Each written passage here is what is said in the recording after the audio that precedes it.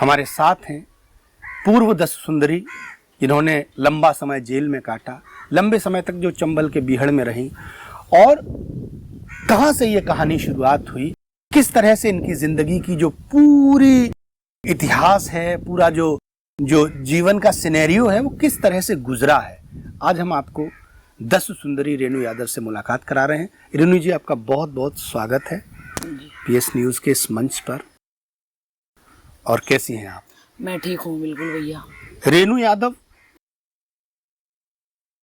जिसको डकैत बोला जाता था, पूर्व डकैत रेणु यादव जी, और आज की रेणु यादव जी, तो आज तो आपका जो एक चेहरा है वो समाज सेवी का चेहरा है जी। और लेकिन ड्रेसअप आज भी आपका मतलब जंगल वाला ही है। इसका कोई कारण? नहीं, जंगल वाला नहीं है भैया। जंगल में तो ड्रेस दूसरी तरीके की चलती थी। अच्छा, ये मतलब आपका अपना पहनावा जी, है जी, कभी कभी मतलब जैसे मतलब जैसे कॉमन पहनावा आज जी, इस तरह का ड्रेसअप है। कहीं जैसे पंचायत में जाना हुआ या लखनऊ वगैरह या बॉम्बे वगैरह, तो मतलब ये ड्रेस पहन लेते हैं। तो आप ठीक हैं? बिल्कुल जी, मैं ठीक हूँ। सवाल जवाब का सिलसिला जो है शुरू किया जाए। जी बिल्कुल।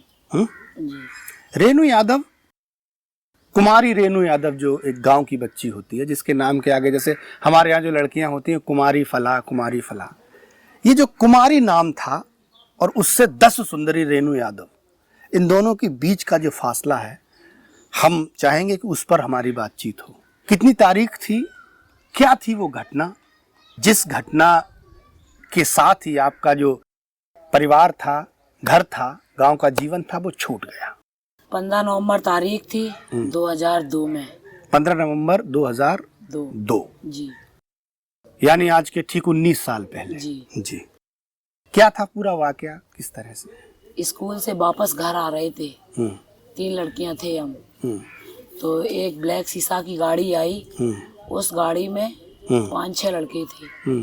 तो लड़कों ने सबसे पहले हम लोगों को गाड़ी में डाला, तीनों को। तो हम लोग मतलब चीखने लगे, तो उन्होंने कस के मार लगाई हम तीनों की, बहुत तेजी से।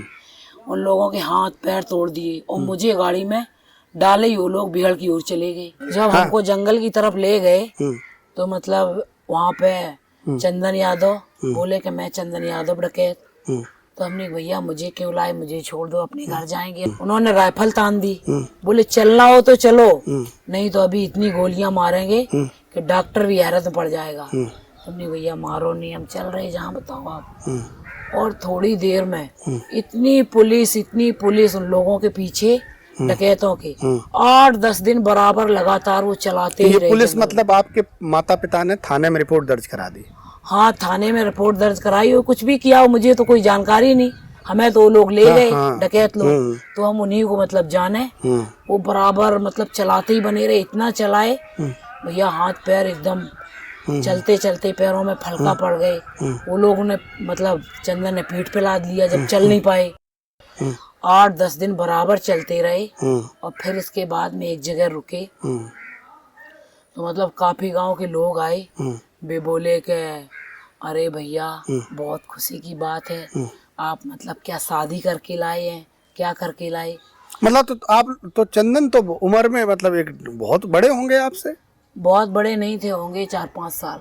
अच्छा अच्छा। हाँ, क्योंकि मतलब तो इसका मतलब चंदन यादव जो है 20 ही साल में डकैत हो गए थे। उनके भाई का मर्डर हो गया था पहले, गंभीर सिंह यादव का। तो मतलब उन्होंने बदला लेने के चक्कर में वो फरार हो गए थे। अच्छा, चलिए। हाँ। खैर वो बात बाद में जाने। गांव वालों ने कहा क्या शादी कर लाए हो? कि शादी नहीं, अभी शादी आदि तो कुछ नहीं हुई है। ये जमालीपुर से मतलब ये लड़की ले आई हम। ये मतलब हम एक बार शादी में गए थे तो ये लड़की मुझे बहुत अच्छी लग रही थी।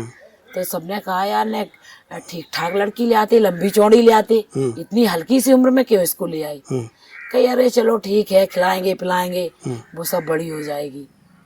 तो आप ये सब बातें सुन रही? हम सब सुनते रहे भैया। तो आपको ये पता था कि ये क्या क्या बातें हो रही हैं? हाँ, मुझे पता था। तो आपको ये लगता था कि आप यहाँ लाई गई हो तो अब आपकी शादी यहाँ हो जाएगी डकैत के साथ? नहीं, ये तो नहीं था। तो फिर मतलब ये लोग बात कर रहे थे, हम तो किसी से बोले ही नहीं, चुपचाप थे। तो लोग बोले कि तो वे चंदन सिंह कहने लगे कि इनके पिताजी को हम खबर भेजते हैं, मतलब पैसे ऐसे की डिमांड करेंगे, दे पाएंगे या नहीं। तो फिर अब पता नहीं डिमांड की कि नहीं की, उस दिन से तो गाँव ही नहीं गए, जमालीपुर नहीं देखा मैंने। तो बातें चीजें चलती रही, धीरे धीरे अपहरण मर्डर ये सब होते रहे। तो भैया अपहरण मर्डर ये आपने तो इतने आसानी से कह दिया जैसे अपहरण मर्डर बहुत छोटी सी बात है। वहाँ अपहरण जो जंगल है- में तो बहुत छोटी सी बात थी। नहीं तो आप जब गई हो वहाँ चंबल में, तो भाई आपका भी एक तरह से अपहरण ही हुआ था। तो जब आप वहाँ पर पहुंची जाके तो और भी आपकी तरह की लड़कियां लड़के थे वहाँ पर? नहीं, लड़कियां नहीं थी, लड़के मतलब बाहर के लोग दे जाते थे आके।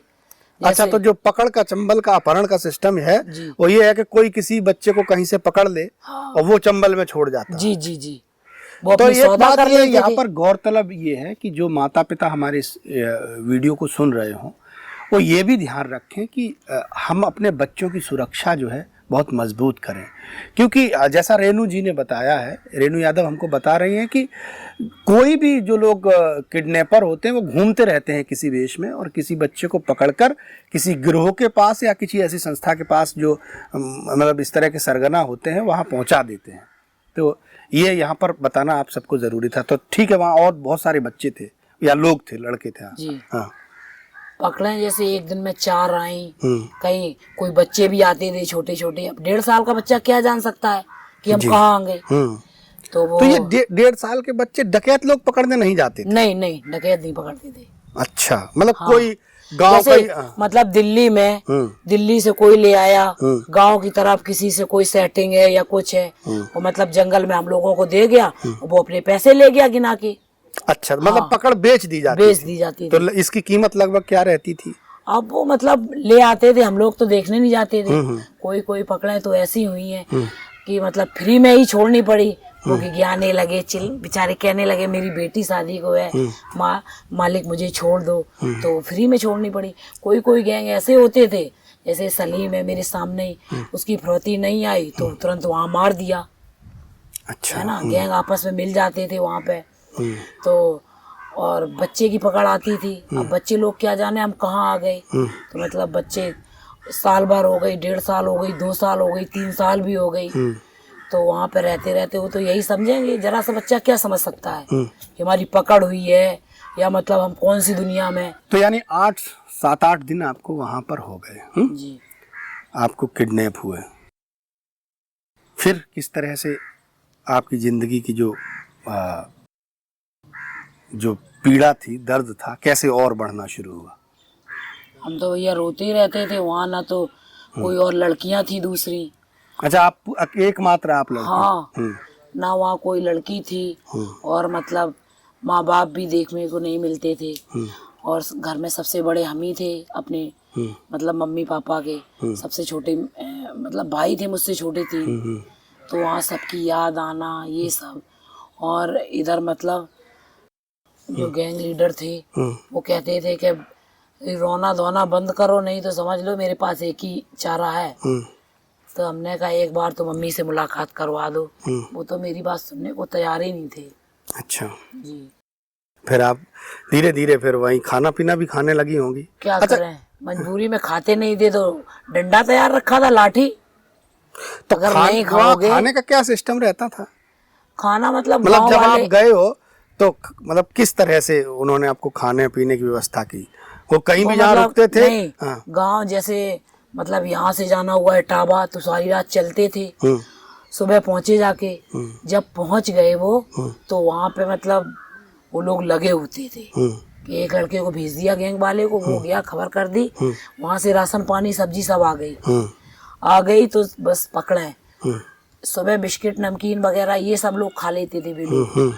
और शाम के टाइम वही 7-8 बजे खाना बनता था, पकड़े बनाती थी। अच्छा, जो लोग पकड़ के जाते थे वही लोग खाना बनाते थे? वही बनाते। अब कुछ लोग कहते हैं कि पकड़ों को जूते में पानी पिलाते हैं डकैत, इस तरह का भी कुछ वो है? नहीं नहीं, जूते में नहीं। अच्छा।